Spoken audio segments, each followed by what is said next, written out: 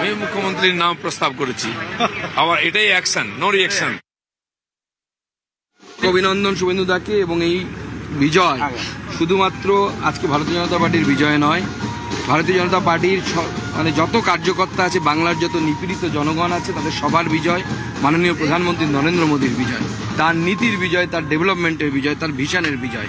মাননীয় মোদীজি বলেছিলেন যেটা, যে ভয় আউট, ভরসাহীন, তার বিজয়। এটা আমাদের জন্য একটা বিরাট ব্যাপার। শুভেন্দুদার নেতৃত্বে আমরা বিধানসভার ভেতরে এবং বাইরে লড়াই করেছি, এবং সেই লড়াইয়ে আলটিমেটলি শুভেন্দুদার নেতৃত্ব দিয়েছে। ওনাকে অনেক অনেক অভিনন্দন। আমরা অত্যন্ত আনন্দিত। এবার বাংলা এবং তার সাথে কেন্দ্র দু জায়গায় ডবল ইঞ্জিন সরকার উন্নয়ন পাবে।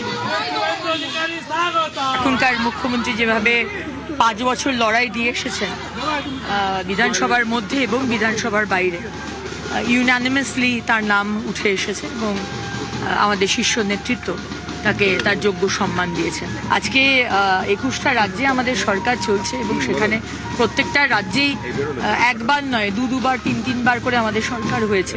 আমরা কাজ করেছি, আমরা আমাদের প্রতিশ্রুতি রেখেছি এবং এবারেও আমরা যা যা বলেছি প্রত্যেকটাই রাখার চেষ্টা করি। ডক্টর শ্যামাপ্রসাদ মুখার্জির যে স্বপ্ন, সেটা আজকে পূরণ করতে পারলাম এত মানুষের আশীর্বাদে। এর থেকে বড় কিছু আর হতে পারে না। হলো আমাদের তো একটা মানে রক্ত গরম হয়ে গেছিল, যে একটা চ্যালেঞ্জ করে, যে নিজে শুধু নন্দীগ্রামে না, চলো তোমার ঘরে গিয়ে জিতবো, চলো তোমাকে হারাবো। আর আমরা তার সৈন্য হয়ে লড়াই করেছি।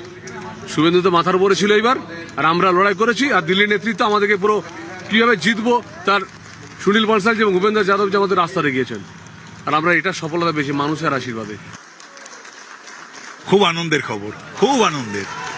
একসঙ্গে কি লড়াইটা দিয়েছে ছেলেটা গত 5টা বছর, ভাবা যায়, ঝুঁকি নিয়ে, জীবন দিয়ে।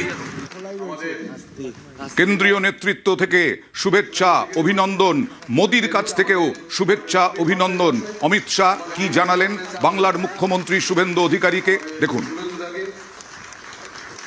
नरेंद्र मोदी जी की ओर से, हमारे पार्टी के राष्ट्रीय अध्यक्ष नितिन नवीन जी की ओर से, और भारतीय जनता पार्टी के करोड़ों कार्यकर्ताओं की ओर से, और शुभेंदु भाई को बहुत बहुत शुभकामनाएं देता हूं कि आप सफल होइए और बंगाल के जनता के पूरी आकांक्षाओं को, आशाओं की पूर्ति का आप माध्यम बनिए। शुभेंदु को मैं लंबे समय से जानता हूं, संघर्षशील व्यक्ति है शुभेंदु जी।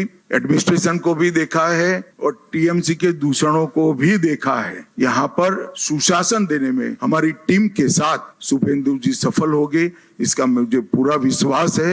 और उन्होंने जो संघर्ष किया है, वो संघर्ष आज परिणाम लाया है।